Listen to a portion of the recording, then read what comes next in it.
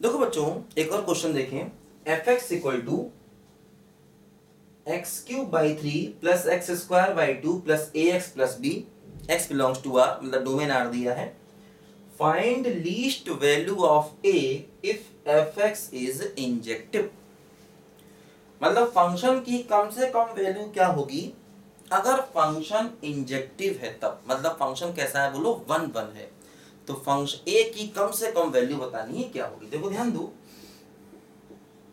ये y equal to दिया गया,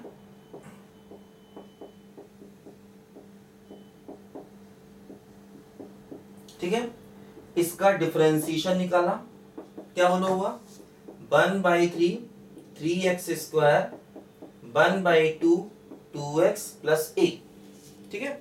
देखो ये कैंसिल हुआ, क्या है देखो differentiation x square plus x plus a, ये dy/dx आ गया। अब हम चाहेंगे कि ये इंजेक्टिव हो, मतलब फिर वही कि dy/dx ग्रेटर इक्वल टू 0 है ऑलवेज, ठीक है।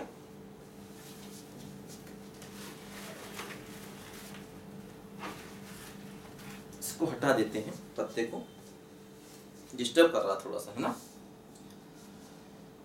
लगाया जिससे थोड़ा सा नेचुरल लुक आए, इसलिए लगाया।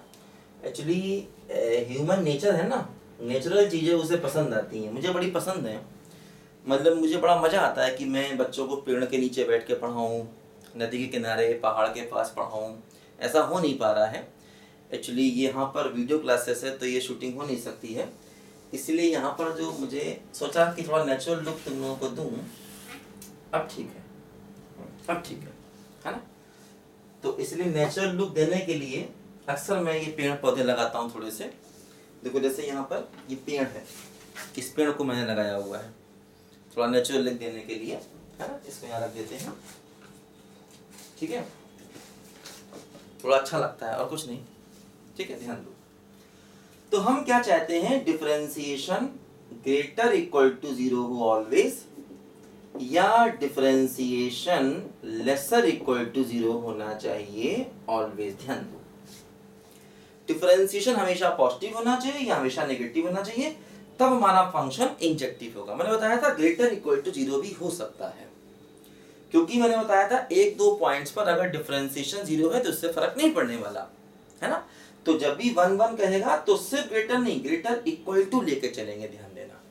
और सिर्फ लेस नहीं, लेसर इक्वल टू लेके चलेंगे, ध्यान देना। क्योंकि जैसे मान लो अगर हम एक ग्राफ बनाएं, जैसे y बराबर एक्स क्यूब का ही ग्राफ आप देख लीजिए, तो ग्राफ ऐसे करके बनता है, देखो ये। अब जैसे अगर हम इसका डिफरेंशिएशन करेंगे तो वो 3x स्क्वायर आएगा, है ना। अब देखो x बराबर 0 पर डिफरेंशिएशन 0 है, x बराबर 0 पर डिफरेंशिएशन 0 है, लेकिन फिर भी देखो ये फंक्शन कैसा है, थ्रू आउट 1 है, ध्यान देना। ये फंक्शन लगातार इंक्रीजिंग है, डिफरेंशिएशन इक्वल टू 0 है, लेकिन फिर भी फंक्शन देखो लगातार इंक्रीजिंग है, मतलब 1 है। तो कायदे में हम ये कहेंगे कि इसका डिफरेंशिएशन ग्रेटर और इक्वल टू 0 है ना। x बराबर 0 पर डिफरेंशिएशन 0 है, लेकिन जैसे ही आप आगे पीछे जाओगे फंक्शन इंक्रीजिंग है, मतलब डिफरेंशिएशन पॉजिटिव है, इसीलिए डिफरेंशिएशन ग्रेटर इक्वल टू 0 लेके चलते हैं यहाँ पर। हाँ, बस ये ध्यान रखना फंक्शन एक इंटरवल में कांस्टेंट ना हो। जैसे मान लो अगर हम ये ग्राफ बनाएं, ऐसे बनाएं, ऐसे, अब देखो पूरे गैप में फंक्शन कांस्टेंट हो गया। फंक्शन कांस्टेंट मतलब एक्स एक्सिस के पैरेलल हो गया फंक्शन, और जब फंक्शन एक्स एक्सिस के पैरेलल हो गया मतलब कांस्टेंट हो गया, तो पूरे गैप में डिफरेंशिएशन 0 हो गया। अब ये फंक्शन 1 नहीं रहा, मतलब dy/dx ग्रेटर इक्वल टू 0 यहाँ भी है, लेकिन ये फंक्शन 1 नहीं रहा, क्योंकि इंटरवल एक पूरे गैप में डिफरेंशिएशन देखो 0 हो गया। ध्यान दो, पूरे गैप में डिफरेंशिएशन 0 हो गया, तो इसलिए फंक्शन 1 नहीं रहा। लेकिन यहाँ पर डिफरेंशिएशन एक पॉइंट पर 0 है और फंक्शन कैसा है बोलो, 1 है।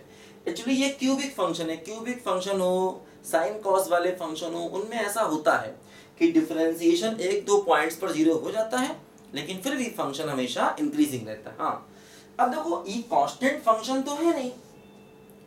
जब कोई कांस्टेंट फंक्शन होगा, कांस्टेंट मतलब x से इंडिपेंडेंट, जैसे यहाँ पर देखो ये है ना, इतने पूरे गैप में लाइन हमारी x एक्सिस के पैरेलल हो गई, मतलब कांस्टेंट फंक्शन हो गया। जब फंक्शन कांस्टेंट होगा तब भी डिफरेंशिएशन 0 होगा। और देखो जैसे ही आप आगे बढ़े D by D X positive, पीछे गए D by D X positive, तो इसमें भी D by D X greater equal to 0 है, लेकिन ये फंक्शन देखो 1 1 नहीं है, नॉट 1 1 है, ध्यान दो।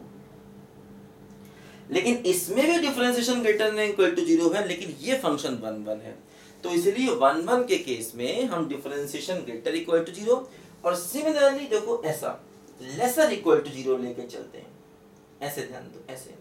अब ऐसे डिफरेंशिएशन एक पॉइंट पर 0 है भी, तब भी देखो ये फंक्शन लगातार डिक्रीजिंग है, और ये लगातार कैसा है फंक्शन बोलो 1 1 है, ध्यान दो।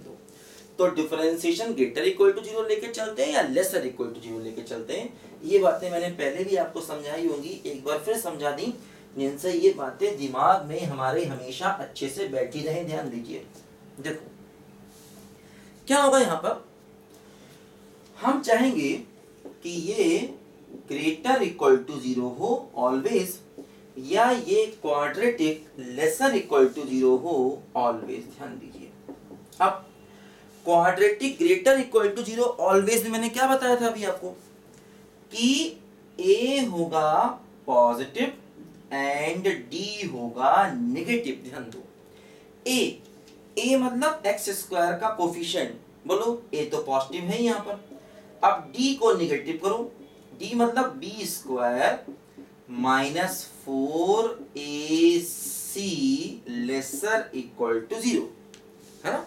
b कितना है बोलो, x का कोफिशिएंट 1, a कितना है 1, c कितना है a, तो 1 minus 4a lesser equal to 0, 1 lesser equal to 4a, यानी कि 4a ग्रेटर इक्वल टू 1, तो a ग्रेटर इक्वल टू क्या हो गया बोलो 1/4 हो गया। ध्यान दो, अच्छा यहां पर देखो क्या होगा, हम चाहेंगे लेसर इक्वल टू 0 हो, तो ये कब होगा, जब a निगेटिव होगा और d भी निगेटिव होगा।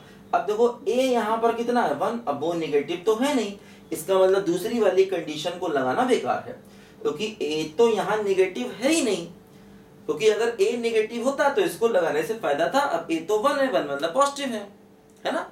हाँ, इसमें कुछ टर्म आता a का तो हम उसको सॉल्व करते हैं, तो इसका मतलब यहाँ पर ये पॉसिबिलिटी नहीं है, तो a ग्रेटर इक्वल टू 0 हो गया, यानी a की वैल्यू 1/4 या उससे ज्यादा होगी, a हो गया ग्रेटर इक्वल टू 1/4, तो a की वैल्यू 1/4 होगी या उससे ज्यादा होगी। इसलिए देखो a की लीस्ट वैल्यू क्या आ गई, लीस्ट वैल्यू ऑफ a कितना हो गया बोलो 1/4 हो गया। यही देखो अपने क्वेश्चन का आंसर है, a की लीस्ट वैल्यू यानी 1/4 अपने क्वेश्चन का आंसर हो गया। लिखो सब बच्चे ध्यान से इसको।